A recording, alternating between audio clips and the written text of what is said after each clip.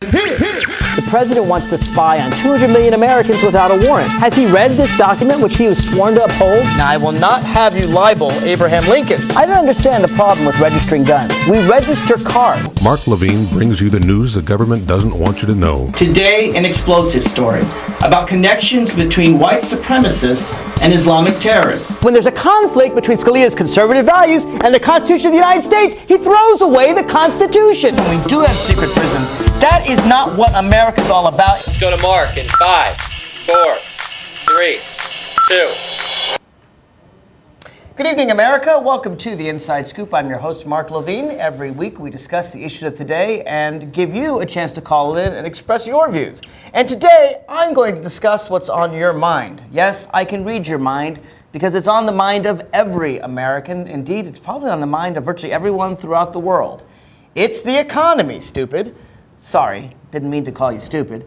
That, of course, was the phrase used in Bill Clinton's war room in 1992. It was a way to remind the people working in the Clinton campaign that the economy was first and foremost on people's minds. That every other issue, while people care about abortion or gun control or other issues of the day, foreign policy, in economic stress, the economy is first and foremost on Americans' minds, no more so than today. The Dow dropped to its lowest level in 12 years today. We also, of course, have a dramatic increased number of foreclosures. Unemployment is up above 8%, and Congress and the president are working very hard to fix the problem. But what is the problem? What is the solution? Democrats and Republicans are already on each other's throats arguing about that, so I thought I'd bring a little of that down home for you. I brought my guest, Mike Lane, frequent Republican guest. He's a Republican strategist, the president of Intelephant Strategies, and he and I are going to discuss what ails the economy and, more importantly, what we can do to fix it. Because honestly, it's a lot easier to talk about what's wrong with the economy than what it is and how it is we can fix the economy. Mike, welcome again to the Inside Scoop. Mark, thank you for having me back. I look forward to it. I'm going to give the number out right at the beginning because I really hope our listeners will call in. The economy is a very complex thing. It is on everyone's minds. The toll-free number is 888-488-MARK, 888-488-6275, locally 571-749-1166. Mike, the Dow has dropped, but frankly, we've been in trouble a lot before then. The unemployment level is high.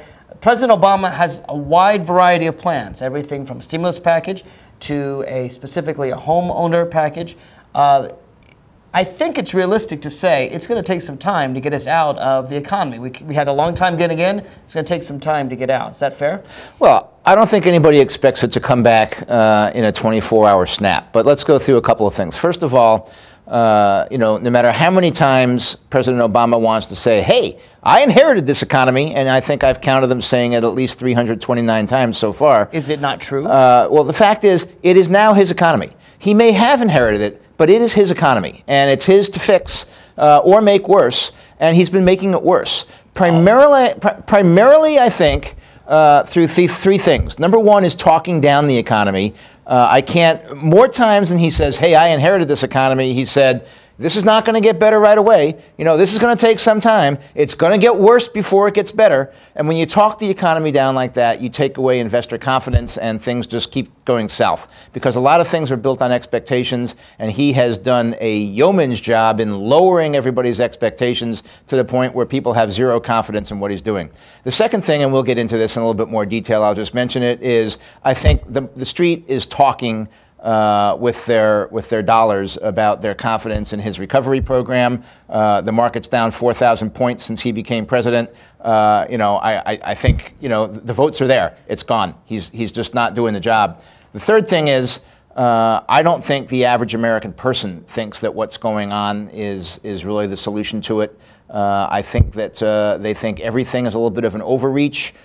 Too much of this, too much of that. They're wondering why it wasn't just stimulus instead of every little thing that Obama could come up with to throw in there.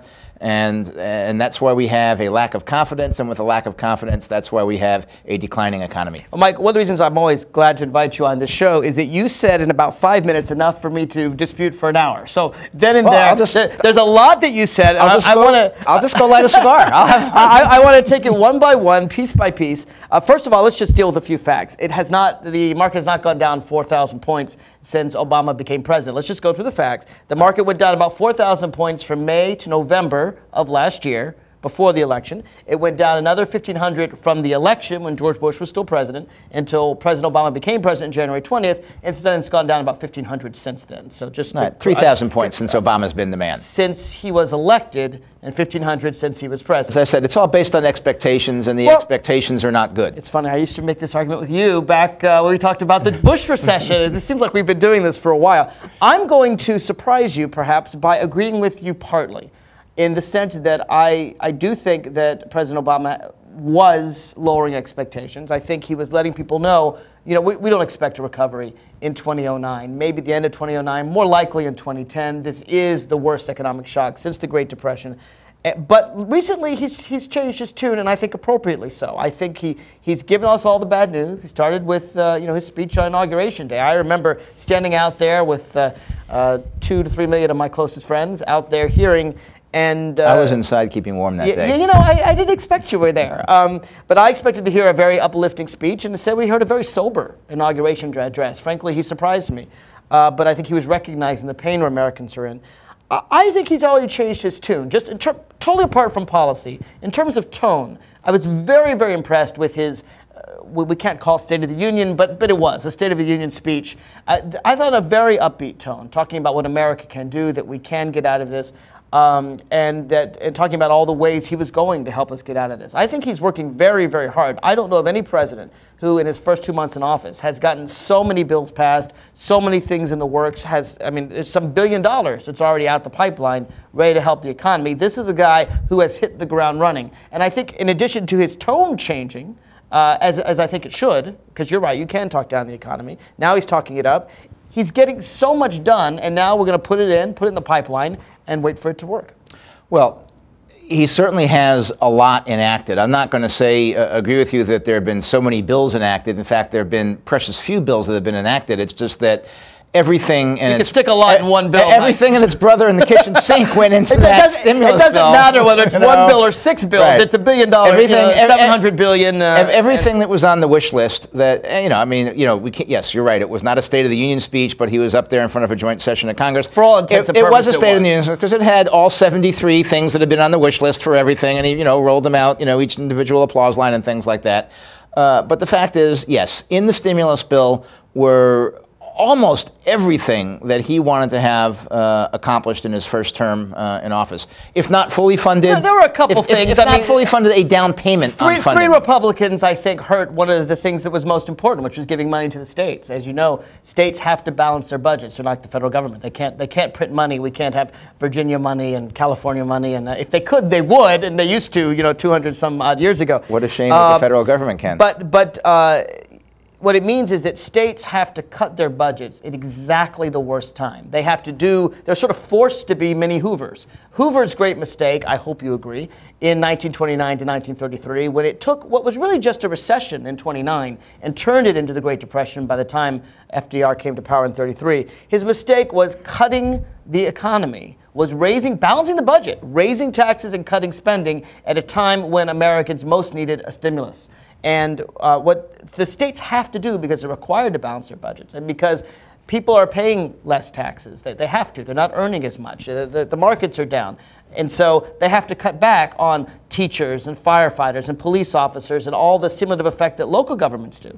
One of the best things, I think, that was in the original stimulus package was giving money to states so they wouldn't have to do like California Republican Governor Arnold Schwarzenegger had to do and basically say, we don't have any money anymore. I owe you.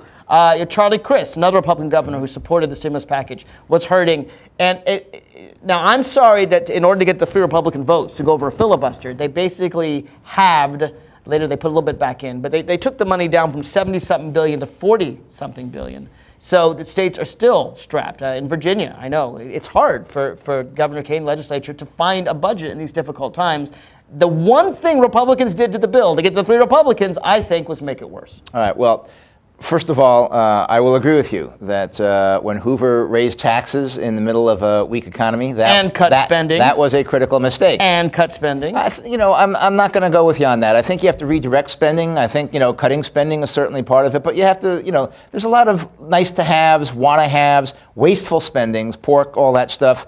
You want to get rid of that. And what did we find last week? We found that the Congress just passed leftover from last year. They passed a budget last year, last year's budget with over 9,000 line item pork projects in it, also known as the dreaded earmark. Obama told us he was going to get rid of earmarks. No, he never told us that. No, he did. He did. On the campaign trail, he said he was getting rid of earmarks. He said he was going to reform earmarks. He never said he was going to get rid of them entirely. Well, check this out. Next time I'm back, I'll bring. I looked this up. Time I'm back, what he did say is he was getting rid of earmarks in the stimulus package, and there were none. So by reforming it, what he did was he increased from 4,000 to 9,000 the number of earmarks that the members of Congress have. Mark, it's all wasteful spending. I mean, come on. Let's just take one that probably was requested by a Republican. I don't know. There's only one Democrat in the state, although he's a freshman. They may have given to him $278,000 to the Alaska PTA. What's that all about in terms of it's just gross pork. I'll be the first to suggest to you that if Alaskans want a strong PTA, they should pay for it out of their own money rather than the federal budget. But yet all the Democrats seem to vote for it. Well, but here's the thing. First of all times to be against pork, and I'm usually not a big fan of pork, this is probably the least important time. This is, if you were to rate what Americans are concerned most about, I think you'll find that today pork is one of the least things, because pork, most of it, actually stimulates the economy. Even though we would prefer to put it in other places, it does help jobs.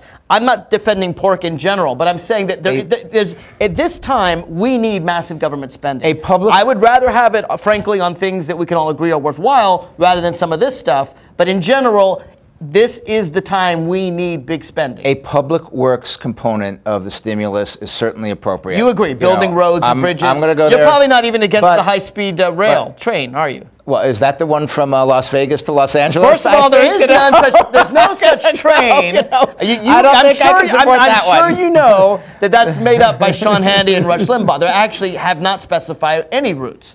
But it will be. What's wrong with Los Angeles? It will be Las Vegas to LA. What's wrong with Las Vegas to LA? We have a high-speed train from Boston to New York to D.C. If you look at the next route of sort of close together American cities, frequently traveled routes, LA, Las Vegas, it's a 4-hour drive. It's in the desert.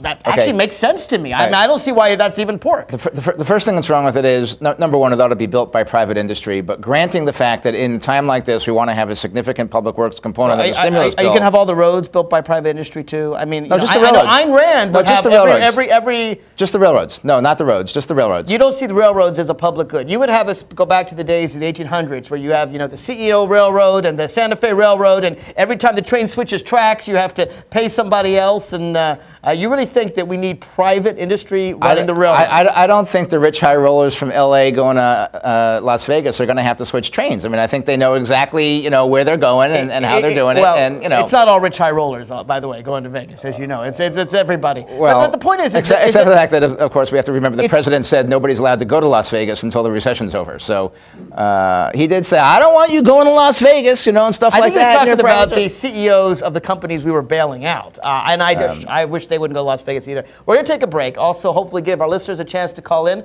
The toll-free number is 888-488-MARK, 888-488-6275. What do you think ails the economy? What do you think is the solution to fix it? And I want to talk about the budget bill left over from last year, because what's fascinating about the bill is that you got as many Republicans supporting pork as Democrats. It seems that Congress doesn't really change its ways so soon. We'll be right back right after this.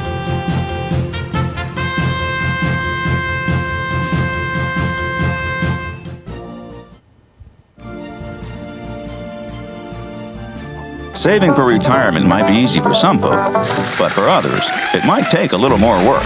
And for those who haven't started, there are still things you can do to catch up. Oh, that is good news. Like getting out from underneath past debt. And don't get wrapped up with high-interest credit cards. Get you some eyes. Be diversified with your investments. Don't put all your eggs in one basket. Your financial goals are not out of reach. The choice is clear. For a happy ending, choose to save. Everyone with alcohol and drug addiction is in the same boat.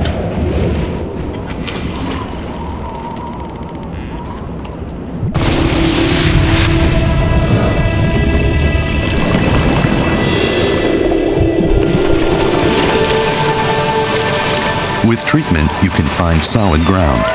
For drug and alcohol information and treatment referral for you or someone you know, call 1-800-662-HELP.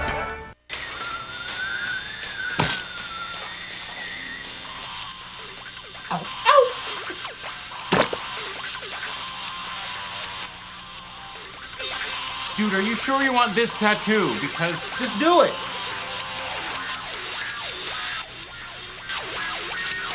Some mistakes in life are permanent. Like hearing loss. To learn how to protect your hearing, visit asha.org. You've probably heard about heart disease, but did you know that it's the #1 killer of women nationwide? Heart disease claims more lives each year than breast cancer, lung cancer, or strokes combined. But there are steps you can take to protect yourself against it. For more information on how you can prevent heart disease, contact your local American Heart Association or visit their website at www.americanheart.org.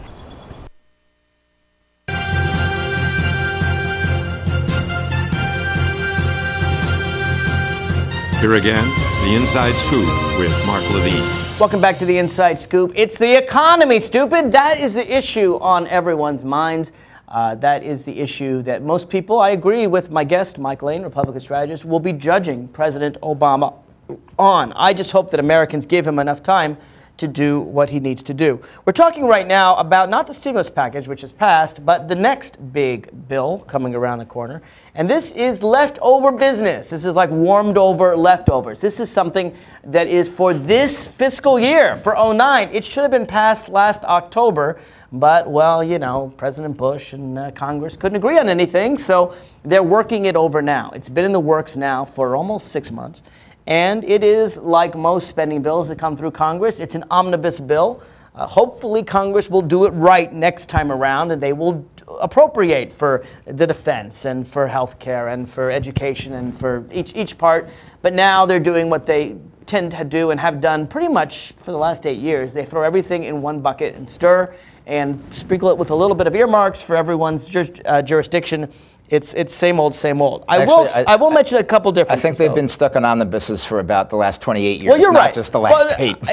There were some bills that weren't. I remember in Clinton years, every now and then, maybe half the time, you would actually get real budgets out there. It goes back to the Clinton era. Well, I think it goes back It goes back to the Carter era. It probably does. And you know, it's a problem, basically, because then you throw everything in, it's a bill, it's 4,000 pages, and the president's afraid to veto it. And the whole idea is everyone gets what they want in there so that no one can vote against it. I firmly agree it's not the way I would prefer to legislate, but they got to get rid of this old business before they can get on to the new business. One thing, though, that I think is worth pointing out, you mentioned there were 9,000 earmarks, and there were 4,000 before. That, I suggest, is the wrong metric. It's not the number of earmarks, but the amount of earmarks. And in that respect, we're going in the right direction. There are only 1/5 the total amount of earmarks as there was last time in terms of money. In other words, I think it was is it 400 million? I think it is. It's 400 million, and last time it was 2 billion. So earmarks are down 80%, even if the number has increased. I'm going to let that slide. The numbers I recollect are wholly out of whack with what you just said, but just for the sake of discussion, I'm going to go with what you're saying there. I'll show it. Okay. But I've read that the number in terms of the total amount spent is it's only 1% of the bill. And I believe that last time it was 5%. But the bill is it's a bigger bill. 450 billion, right? Or something like that. Something right. And it's about 4.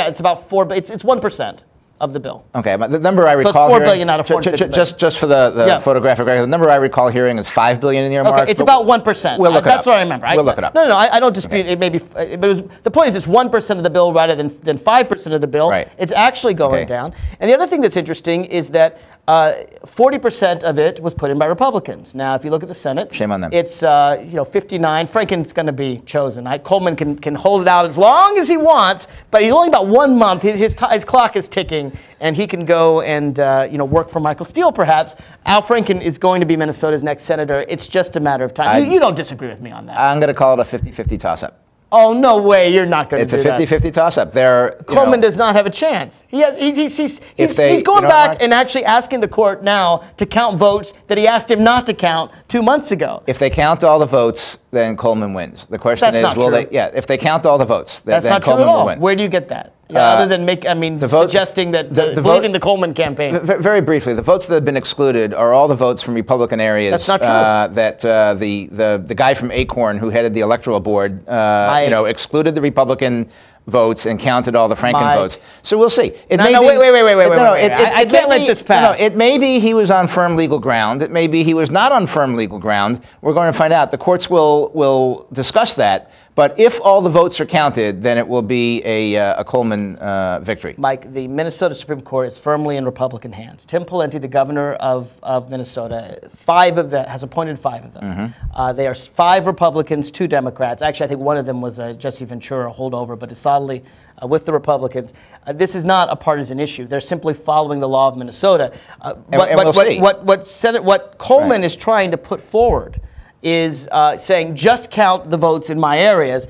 If Al Franken also put forward the votes that can't be legally counted because the people didn't sign the absentee ballot or so forth, you'd have even more votes.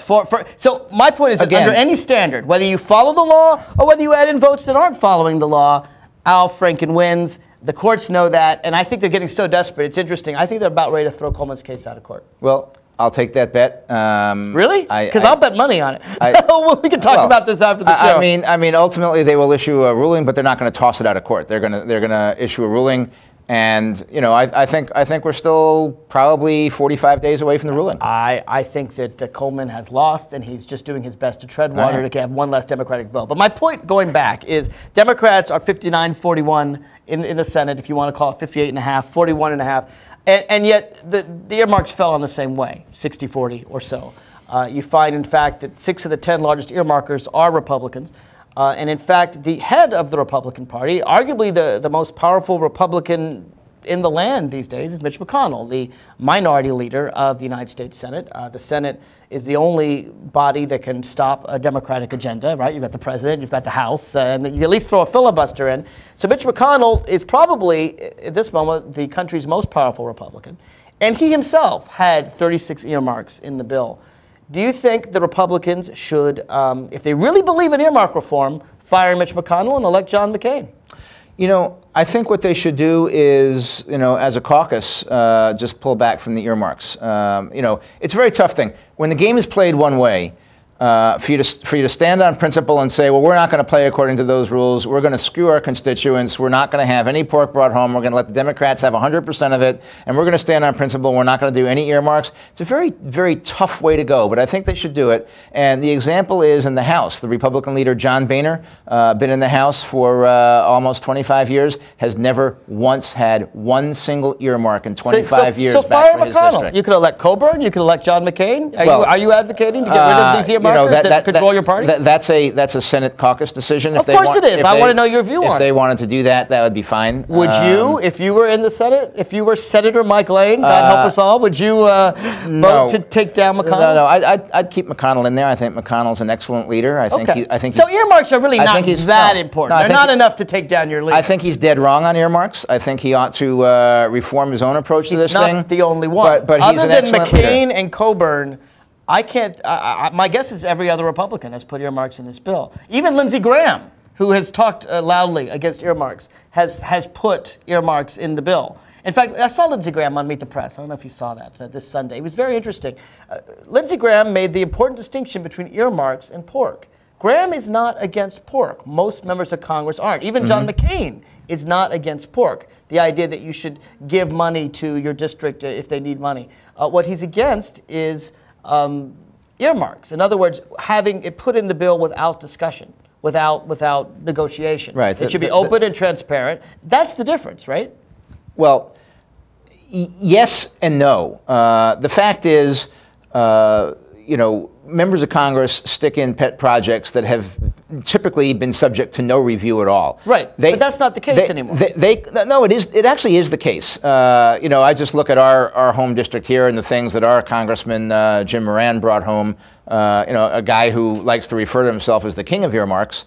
You know, I think that would be Jack Murtha, actually. I think he gets credit as the king of earmarks. Well, he may be the king of earmarks, but Moran claims the title as king of earmarks. You know, they can fight it out over which one's more corrupt than the other, but the fact of the matter is, Murtha's definitely more corrupt. I mean, and I'm willing to say that. I'm not afraid to call him out on that. All right, but you know, the real situation on that is, you know, has it been identified as a necessary project, or is it just something that member of Congress is bringing back to pay off essentially a favored contributor or a favored constituent or something like that? And I don't believe that these things have gone through the process of daylight and examination. Well, you know, I'll tell you. Let me tell you what we've improved, and then we can both agree we have some ways to go. First of all, as I said, it's 1% of the budget, not 5%. That's a big plus. The other thing is that even though they were put in, this was done in the old ways, this was done back in the Bush era, even though they were put in without much transparency, today they are transparent. One of the things President Obama has made clear, and I'm very glad he did, and I'm sure you support it as well,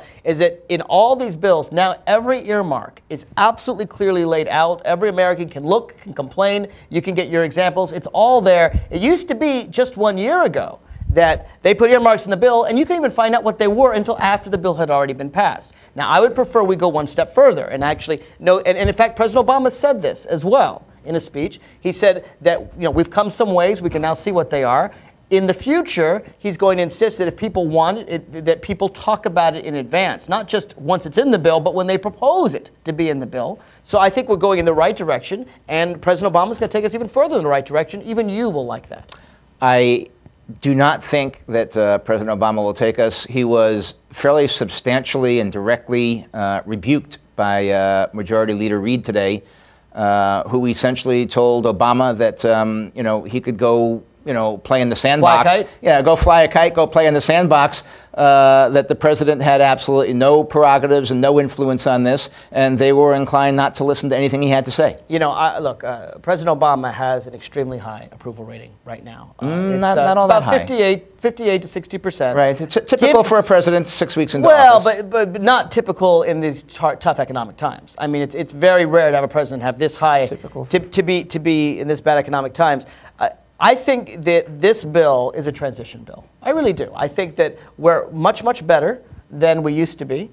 That we are, like I said, we've cut down earmarks from 5% to 1%. We now at least see them after they're originally put in, before they're voted on. And come next bill, I think you'll find that there'll be even fewer earmarks and that we will see them as they're put in. Mark, if in the stimulus bill, he was willing to fight for and get 110% of what he wanted in terms of spending. Well, he didn't get Why was he willing to settle for 20% of the reforms that he's been talking about in this particular bill? It just seems to me he could have fought harder and maybe gotten what he really wanted, but he didn't really want it. Well, he didn't get it in the stimulus package, as you recall. He lost about $70 billion because of your three Republican friends. We're going to talk more about the Congress, what they're doing, how they can fix the economy, and I'm going to answer Tony from Falls Church's question when we come back. Toll free, 888-488-MARK. I need a job. Necesito trabajo. I would like to speak English better. Me gustaría hablar inglés mejor. I want to be a U.S. citizen. Quisiera ser ciudadano de los Estados Unidos. For over 35 years, Por más de 35 años, the Hispanic Committee of Virginia has been serving our community. el Comité Hispano de Virginia ha estado sirviendo a nuestra comunidad. Job training and placement, Capacitación, ayuda para conseguir trabajo, education for children and adults, educación para niños y adultos, immigration, naturalization, and medical referrals ayuda para los procesos de inmigración y naturalización y orientación sobre médicos are a small part of what we do. son solo una pequeña parte de lo que hacemos. For help, information, or to volunteer, Para ayuda, información o para ofrecerse como voluntario, contact the Hispanic Committee of Virginia, comuníquese con el Comité Hispano de Virginia, helping everyone participate more fully in American society. ayudando a todos a participar plenamente en la sociedad norteamericana.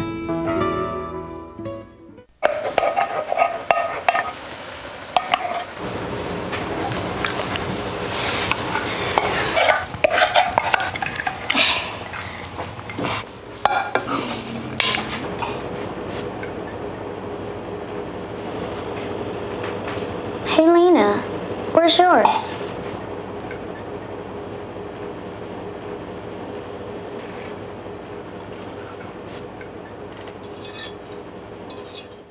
Would you notice if you were missing half your kidney function? According to the National Kidney Foundation, 20 million people have chronic kidney disease, and 20 million more may be at risk and not even know it. Anyone with high blood pressure, diabetes, or family history of chronic kidney disease is at risk. Early diagnosis is vitally important. To get the whole story, talk to your doctor and visit the National Kidney Foundation at kidney.org or call for a free brochure.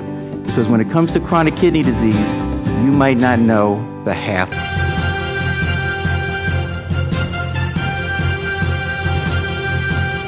Here again, the Inside Scoop with Mark Levine. Welcome back to the Inside Scoop. What are we going to do to fix the economy? What is Congress doing? What should they be doing? What should the president be doing?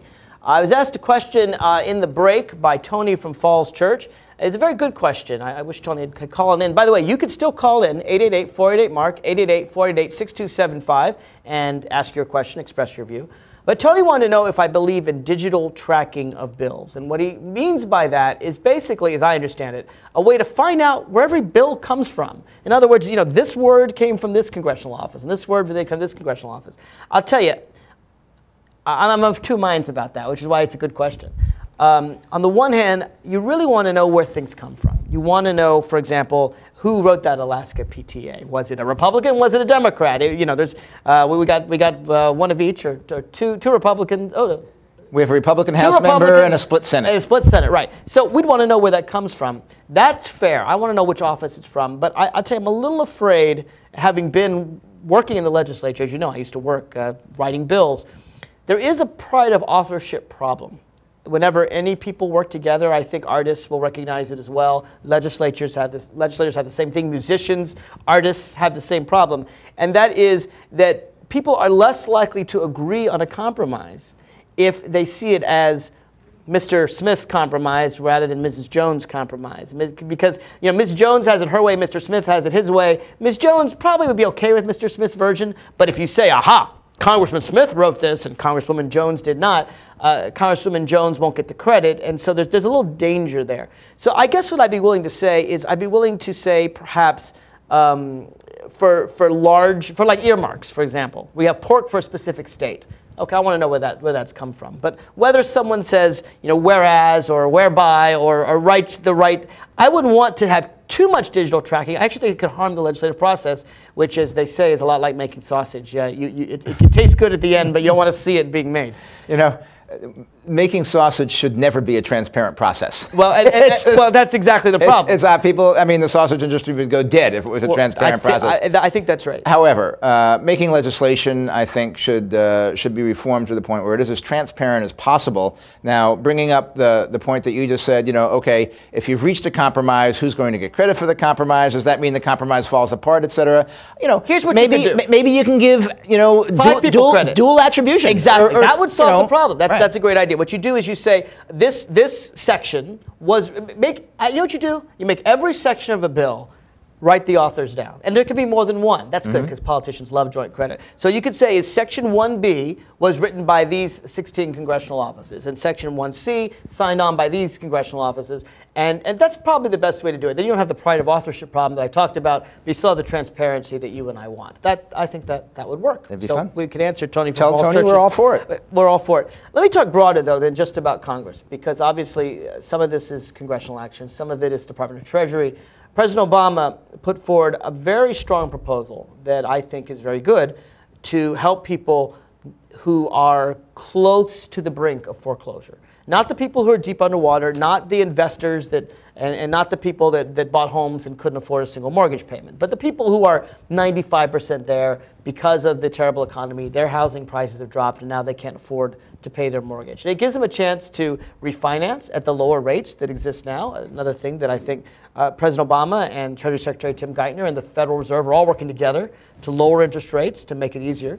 And I really can't see the problem with this, but I do recall a certain, I think it's Richard Santelli is his name, on the floor of... and CNBC reporter? CNBC reporter on the floor of the Chicago Stock Exchange that seems to become a hero among Republicans for saying... Well, I think among Americans. Well, I would say far-right conservatives, because most Americans support this plan. Do you agree with Santelli? When Santelli said, no, we can't do this. We can't help people pay their mortgages. Here's the point. There obviously is a need to stabilize the housing market as part of the economic recovery. Now, the question is, how deep a hole do you want to dig in that? How much of a footprint do you want to make? How big is the effort? And then what kind of the effort? What shape is that footprint? And the answer, I think, Mark, is that there are some people who I think, in my mind, can qualify for some assistance. But then there are some other people in the Obama plan that I can't understand why they would qualify for assistance. One of the things that got us involved in this whole mess was the stated income mortgages, where they didn't really check you out. You just went to a mortgage loan officer and you say, I make $160,000 a year. They'd put down $160,000 a year. They'd qualify you, and bingo, you'd have your loan when you might have been making $160 a year. They're excluded by this. No, they're not. No, they're not. Sure they are. People who fraudulently reported their income are not excluded in the president's proposal. That is one of the things that absolutely astounds me. People who are excluded, the proposal is not based on checking each and every homeowner in America to see whether they were making the money they said they were making. That would be very expensive to do. What he has done is said you could only be underwater so much. In fact, only 5% underwater. Mm-hmm. To actually, your home must be valued at least at a 95% of the amount you owe, the balance on the up to about 120%. If you're deep underwater and you can't afford it, you don't have a chance under this. So you're not disagreeing with me that the plan only protects the people that are close, that are, if you will, if we use a swimming pool example, the water level's about right here. We're not talking about people for whom the water level's 5 feet up in the air. Let me give you the example then that's perhaps a little bit more vivid, just like your swimming pool example. Not $160,000 a year versus $160 a year, but $160,000 a year versus $120,000 a year. Here's the thing. And if you lied about that $40,000 in income and you're behind because of that, you still get assistance under the president's program. And the reason, but understand the reason why. I don't like that. They lied about their income. It's fraudulently obtained. Americans across the country, we're in tax season now. I just finished mine. I told the truth on mine, but we know that people across the country lie on their taxes. And what it means is that the IRS only audits a small number of us. They do, they find out you lie, you go to jail. They don't audit all of us. They don't check all of us. It would be extremely expensive to have the government check each and every person to make sure that every single thing they've done. I mean, I don't like when people commit fraud either. If it's discovered, then it seems to me that anytime, there's not just civil fraud, there's criminal fraud. A bank can go out, can sue you, you can bring it to the attention of the authorities, put people in jail for it. I'm fine with that. But in order to make a plan simple, you have to know whether you're covered or not. You're not going to say, oh, he said he was making $140,000, he only made $138,000, he rounded up. No, it's very simple. If your home is worth so much by an appraiser, that's, everyone agrees is a fair appraiser, then you're in the plan. If it's not, you're not. If someone lied about their income slightly but is able to pay off their mortgage under the plan, that to me, you don't want the cost of finding all these people, do you? Well, you know what? Maybe we don't have to investigate every single person who applies for a refi. Let's include a provision in there that if you lie on your refinance application, that would be a criminal offense. I'm okay with that, but it already is. And one of the things you need to... It already is. We don't need that in the law. Fraud's already against the law. What you need to do is you need to certify in the refi that everything in my original application was absolutely 100% true, and sign it there. And that incorporates your previous corruption into the current one. If you do that and they come back and find out later, they can prosecute you and send you to jail rather than... I'm okay with that, but it seems... But the president's not okay with it. That's the problem. Why is the president not okay with it? I think the question is this a time when we want the cops very carefully prosecuting every case of fraud? I mean, we have... I do. If it's my tax money that's going to bail out a guy who lied on his mortgage application, then I want it done. Here's what I don't understand. I don't understand when you say... I don't understand when Rick Santelli says it. You're so concerned about the person struggling to make a living that is in a home that might have said they make $100,000 when they're only making $90,000, and yet you have massive Wall Street concerns. AIG stealing tens of billions of dollars. Bernie Madoff, frankly, was a small piker compared to some of the fellows, and they're the ones who brought our economy to where it is now, the brink of destruction, I don't hear Republicans saying off with their heads. Instead, they're concerned about someone who's struggling to make a living and may have overstated by $2,000 on a mortgage thing.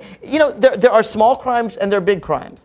And to me, it seems that Republicans never care when a rich person breaks the law. They only want to stop those poor people who maybe are getting one extra food stamp they shouldn't have. Okay, Mark, listen and listen closely. All right. AIG, off with their Fire them all. heads. Fire them all. Off with Put a bunch of them in jail. No. Off with their heads. All right. And then if any of them still have a pulse, then let's prosecute them and put whatever, blood that's still flowing in jail. Citibank, you're okay Off with their heads. All Off right. with their heads. All of them. No more bailout. Let AIG fail. Let Citibank fail. Let GM fail.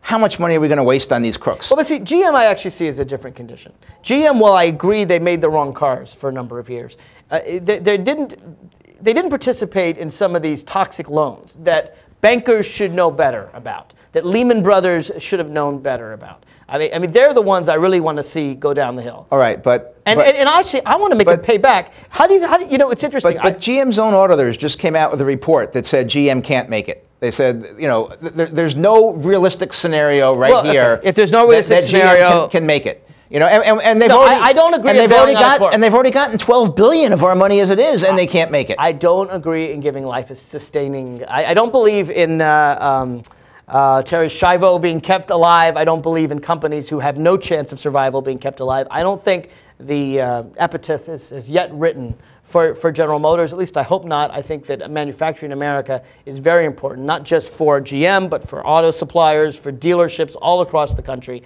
I want to be 100% convinced that this patient is incapable of saving them before we give them life-sustaining. All right. Well, we'll see what the president does. I hope the president lets them go into bankruptcy. Even GM, who the whole fall as they were going through it said, bankruptcy is just not an option. We can't do it, blah, blah, blah. GM has now said, well, bankruptcy is certainly an option if we can't get, more loans and stuff like that. So I think they see the handwriting on the wall. Let them reorganize. I don't know. Let them reorganize. Let them renegotiate their contracts. Let them, Well, see, that's the thing. Because if they renegotiate their contracts, you and I are going to be paying for them. Right? I mean, maybe we'll pay for it one way or the other. But if people are put on the public dole, if people who've worked very hard... I don't think they'll be put on the public dole. I mean, you're talking about people, retirees, people who've worked hard all of their lives, signed a deal with GM, were promised a pension that GM should have had no right in the law to dip into. Once you sign a deal and your employer puts a pension, that should be untouchable. And it seems to me an employee that touches that pension, that employer ought to go to jail. You with me on that? Well, I don't think the law says that. So, no, I wouldn't be with you unless why the law not? said that they... No, but why? Because I guess Congress hasn't seen fit to do it. Well, would you change the law? It seems to me that when you have an employer make a promise to an employee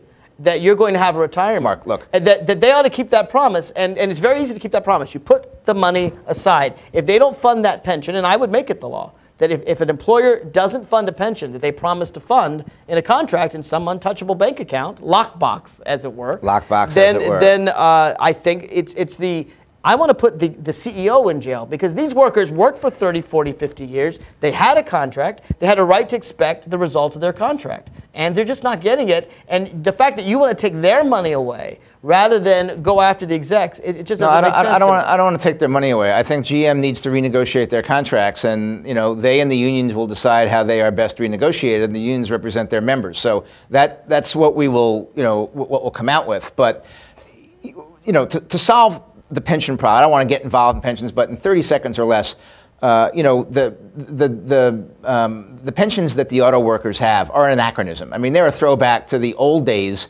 Republicans hate pensions, don't they? Just like you hate Social Security. No. Pensions are fine. Retirement programs are fine. But defined benefit plans are just yesterday's news. You need to go to a defined contribution plan. It needs to be self-directed by the person who owns it, and let them take the money that's contributed by their employer on their behalf into their pension plan, and then they can self-direct it and they can plan for their own retirement. And if they want to empower the union to do that, that's fine. But a defined benefit plan is just so yesterday it doesn't work. And when I think of the best known defined benefit plan in the country, it's called Social Security. And as I recall, it doesn't you work. Republicans wanted to privatize it years ago. It doesn't work. Imagine if we had done that. How many Americans today would be getting half their Social Security checks because it was tied to the market? Great idea, Absolutely Mike. none. I'm sure glad that we didn't do it. Don't listen to them. Don't listen to them. 888 Mark. Call in, give us your views. We'll be right back. Absolutely. This year, 28,000 Americans will be diagnosed with oral cancer. Every year, 7,000 Americans die of oral cancer. I'm Eva Cohen, and I'm an oral cancer survivor.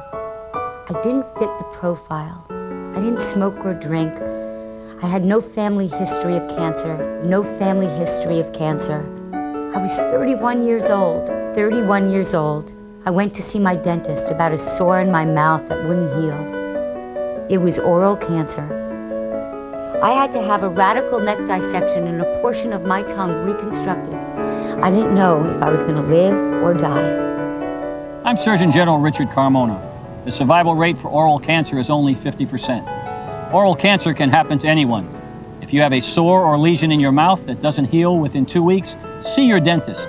Early detection is the key. Early detection saves lives. I know. 1 in 8 Americans goes hungry. One idea helped change that. A community started a garden that blossomed into farmers markets. 1 in 6 children lives in poverty. One group of women found an answer by opening a daycare center that their neighbors could afford. Today, 36 million Americans live in poverty. But one by one, people are helping themselves and each other to change the picture of poverty to one of hope. For easy ways you can help, visit povertyusa.org. 2 words for you. Pop quiz. Ready? Name any funny movie. A drama. Name a mystery. And one more thing. Name the movie your kids saw today in science class. Know what really matters. Know about your kid's school. And know about your kid. Find out 100 ways to know more, do more.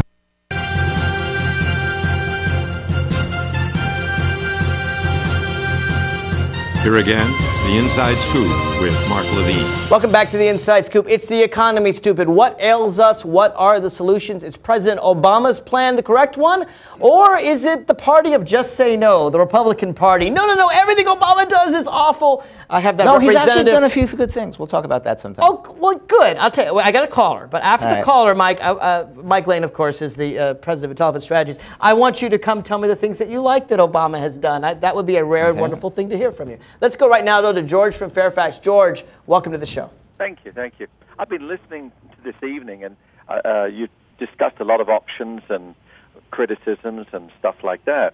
But it seems to me that when you have a judiciary, is part of that's in the case of Madoff, when that guy violates bail, and then they continue bail under the conditions that they have, and you have the judiciary basically supporting that.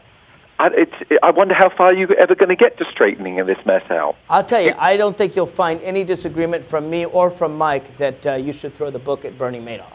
No, it's not just Madoff, it's the judiciary. The judiciary have extended bail to him. You have 2 criminals on the Supreme Court, Thomas and Alito. I mean, why would anyone have any faith in the judicial process? Mike, you want to take that? Well, George, nothing is perfect, least of all our judicial system.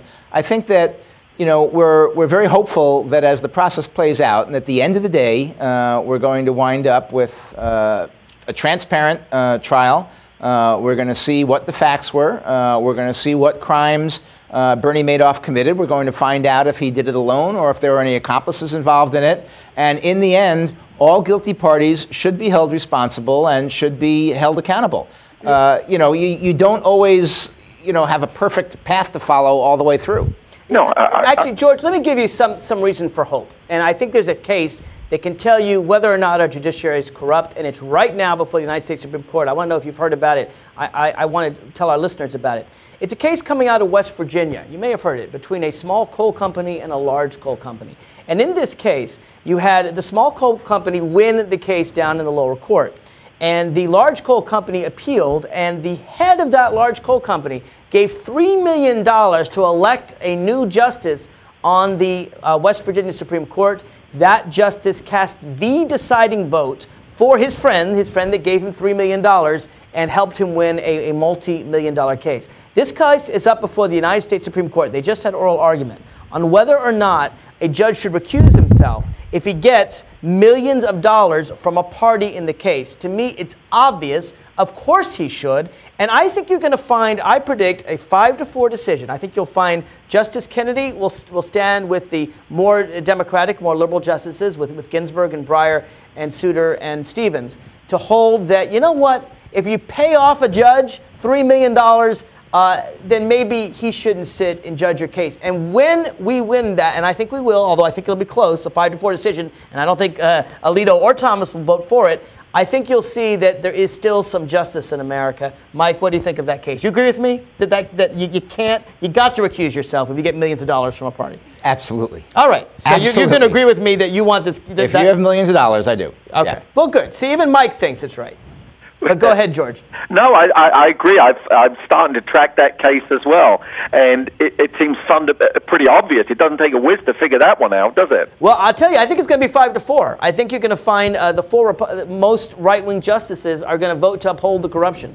But I think we're going to get swing Justice Kennedy on our side on this one, and to me, it's a good test of the fact that there's still some honesty in the court system. And a good reason for some hope. Let me ask you this before you go, George. Yeah. In terms of the economy, how do you think President Obama is doing? How do you think Congress is doing?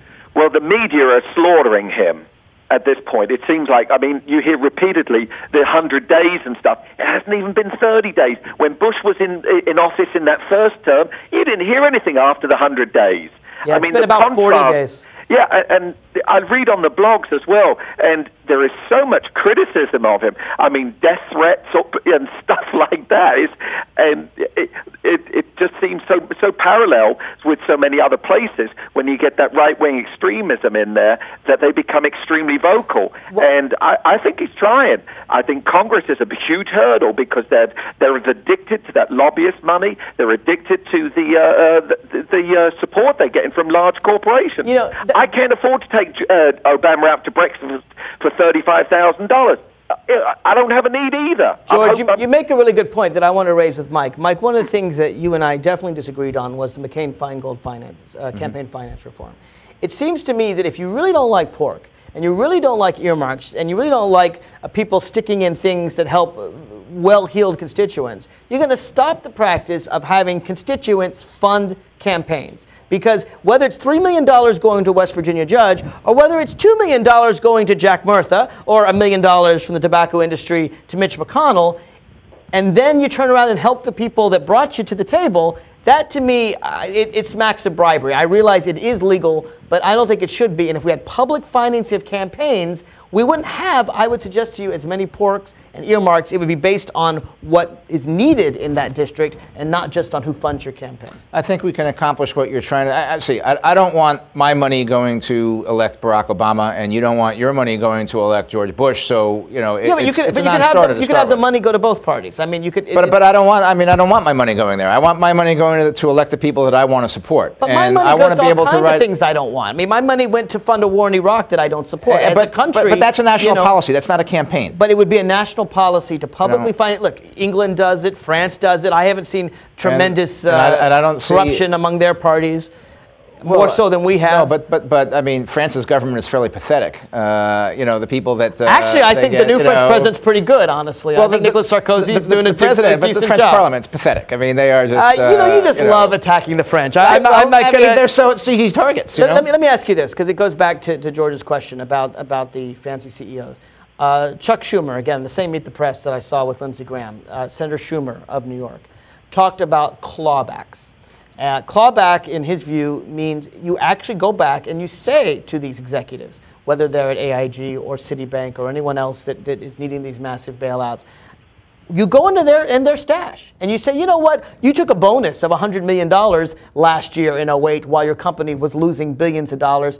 We want that money back. We're going to take it back into the company. You're getting billions of dollars for your company. You ran it into the ground. Claw it back. Now, a lot of Republicans are against that. I say it's all fair. That's what capitalism is all about. It's not. It's communism. You can't take communism. You can't take somebody's private property without a reason, without due process. And, you know, Chuck Schumer can't sit there and be judge, jury, and executioner and decide that, you know what, I don't think you deserve that bonus. Chuck Schumer has not a clue as to what a bonus is worth, how somebody earns it. Chuck Schumer... Wall Street doesn't have a clue as to how much a bonus is worth. But They're paying Schumer, golden parachutes for people who are running companies into the ground. Chuck Schumer, quite honestly, is qualified to do one thing, and that's hog television time. And that's his only qualification. And he does it very well. He does it extraordinarily well. But how would you punish these executives? You told me you throw the book at them. No, look, if you give How about laws for the future? If you want to attach money to the strings and conditions to the TARP when you give it to them, if you want to attach strings and conditions to the bailouts and things like that, the cow's out of the barn by then. Go ahead and do it. But you know, you can't go back and remanufacture or create something that happened 12 months ago and say, you know what,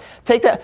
You know, you want to punish people who said I made 160 grand when I only made 140 grand. You want them to reconfirm everything and go to jail if they misstated something. But you take a guy that's stolen billions from the economy and you say, he's not stealing business. It's spilt milk. It's spilt milk. It was. They ruined the entire economy. These people. The people that paid a little bit for their mortgage, they didn't ruin the economy. It was a 100%. It was the Wall Street people. If it was a 100% legal transaction to award the bonus, then I don't think that, you know, I mean, Schumer's a thief. You know, I mean, he just wants to take people's money.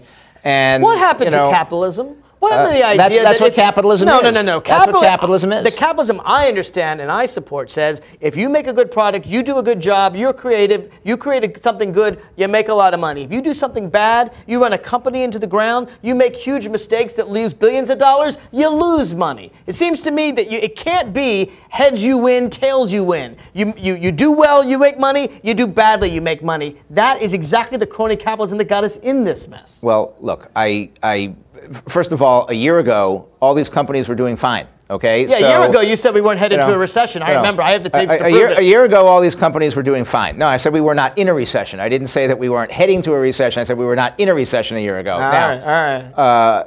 Now, a year ago they were all doing fine, and so it would appear, you know, assuming they awarded the bonuses and the stock options and things like that in accordance with the corporate bylaws and the, you know, et cetera. Do you think executives are overpaid? Oh, I do, yeah. You agree? Because in Japan, it's something like 40 times, not 400 times. No. If you go back 20 years in America, you don't see the 400 times. No, I agree they're overpaid, but I'm not going to have... What would you do about it? Nothing. I would have stockholders or whatever. They have no power. Would you believe in increasing stockholders' rights and actually requiring under federal law, because most of this is done under state law and it all goes to Delaware, requiring stockholders to have power to fire and to put their own nominees on the board, because they don't have that power today. You know what? Very hard to exercise. They can either buy stock in a corporation if they like the way it's run, or they cannot buy stock in a corporation if they don't like the way it's run. They're supposed to be the owners of the corporation. Right. They should be able to fire these executives. Well, and it's virtually impossible under current law. Then they need to force a change in the corporate bylaws, not the government. I don't want the government getting involved in that. Meanwhile, that's socialism. I don't want that happening. Let's talk about socialism, because you would take our Social Security and put it all in this crony capitalism market. If you had had your way, Mike, retirees today would be earning 40% of their Social Security checks that they're getting right now. Good thing they didn't listen to you and George Bush, isn't it? Absolutely not, Mark. In fact, you know, I believe the president's proposal back then was that it would be a 20-year thing. If you were 45 and younger, you could opt for privatization of your retirement. But if you are 46 or older, you'd be in the exact same position you're in today. And the problem with privatization is when the market goes down the tubes like this, people starve. If I was... That's why Franklin Delano Roosevelt was right then, and why Republicans want to stop his legacy even today. If I was 45 today, I'd be all in with everything. Thanks for coming in, Mike, for the Inside Scoop. Roosevelt's legacy lives on. The New Deal is alive and well, and it's going to help solve the economy. Hope you enjoyed the show.